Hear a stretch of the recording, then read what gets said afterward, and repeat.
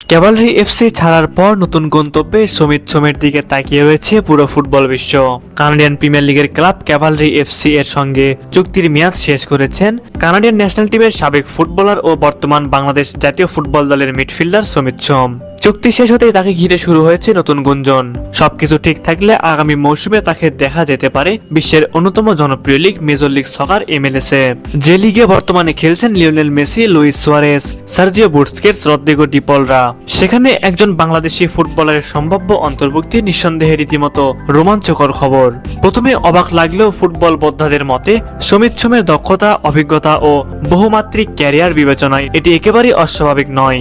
বিশ্বস্ত সূত্রের খবর অনুযায়ী সমিত সোমকে দলে ফেরাতে আগ্রহ দেখাচ্ছে আমেরিকা সহ বিভিন্ন দেশের একাধিক ক্লাব। তবে এই দৌড়ে আপাতত এগিয়ে রয়েছে একটি আমেরিকান MLS ক্লাব, যদিও ক্লাবের নাম এখনো আনুষ্ঠানিকভাবে প্রকাশ করা হয়নি। তবু আলোচনা স্পষ্ট, সমিত সোমের পরবর্তী গন্তব্য হতে পারে যুক্তরাষ্ট্রই।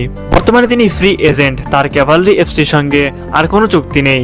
ফলে যে কোনো ক্লাবের জন্যই তাকে দলে টানার সুযোগ তৈরি হয়েছে, যা সমিতের বাজার মূল্য আরো বাড়িয়ে দিয়েছে। 5 সেপ্টেম্বর 1997 সালে জন্মগ্রহণ করা সমিত সোম ফুটবল ক্যারিয়ারের শুরু থেকেই প্রতিভার স্বাক্ষর রেখে চলেছেন। 2015 সালে তিনি এফসি এডমন্টনের একাডেমি প্রোগ্রামে যোগ দেন। একই সময় তিনি ভর্তি হন আলবার্টা বিশ্ববিদ্যালয়ে, যেখানে বিশ্ববিদ্যালয় দল আলবার্টা গোল্ডেন রিয়ার্স এর হয়ে মাত্র 12 ম্যাচে করেন 6 গোল। তার দুর্দান্ত পারফরমেন্সের স্বীকৃতি হিসেবে তিনি অর্জন করেন CWUA rookie of the year পুরস্কার, যা তার ক্যারিয়ারের সবচেয়ে বড় অর্জনগুলোর মধ্যে একটি। পরবর্তীতে তিনি কানাডিয়ান প্রিমিয়ার লিগের ক্যাভালরি এফসির হয়ে নিয়মিত খেলেছেন এবং নিজেকে একজন নির্ভরযোগ্য টেকনিক্যাল ও ম্যাচ কন্ট্রোল করা মিডফিল্ডার হিসেবে প্রতিষ্ঠিত করেছেন। সমিত সোম আগে কানাডার হয়ে খেললেও 2025 সালে তার ক্যারিয়ারে আসে এক ঐতিহাসিক মোড়। 2025 সালের এপ্রিল মাসে তিনি আনুষ্ঠানিকভাবে ঘোষণা দেন তিনি বাংলাদেশের হয়ে খেলতে চান। এরপর 5 মে 2025 বাংলাদেশি পাসপোর্ট সংগ্রহ করেন। তার ঠিক পরদিন অর্থাৎ 6 মে তিনি ফিফা থেকে স্বীকৃতি পান। চলতি বছরের 10 জুন 2027 AFC এশিয়ান কাপ বাছাই পর্বে সিঙ্গাপুরের বিপক্ষে ম্যাচে বাংলাদেশের জার্সিতে অভিষেক ঘটে সমিত সোমের। যদিও ম্যাচের ফলাফল হতাশাজনক ছিল, তবে সমিত সোমের উপস্থিতি ছিল দারুণ। সবকিছু ঠিক থাকলে শিগগিরই সমিত সোমের ভবিষ্যৎ নিয়ে আসতে পারে বড় ঘোষণা।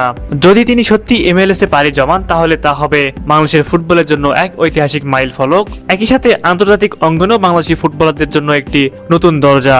এখন শুধু সময়ের অপেক্ষা। বল পায়ে মাঠে নামার মতোই ক্যারিয়ারের এই গুরুত্বপূর্ণ মুহূর্তে সমিত সোম আবারও প্রমাণ করতে যাচ্ছেন স্বপ্ন দেখলে, পরিশ্রম করলে বাংলাদেশি হয়েও বিশ্বমঞ্চে জায়গা করে নেওয়া সম্ভব। সবকিছু ঠিক থাকলে এবার হয়তো আমরা সমিত সোমকে দেখতে পাবো মেজর লিগ সকারের ঝলমলে আলোয়।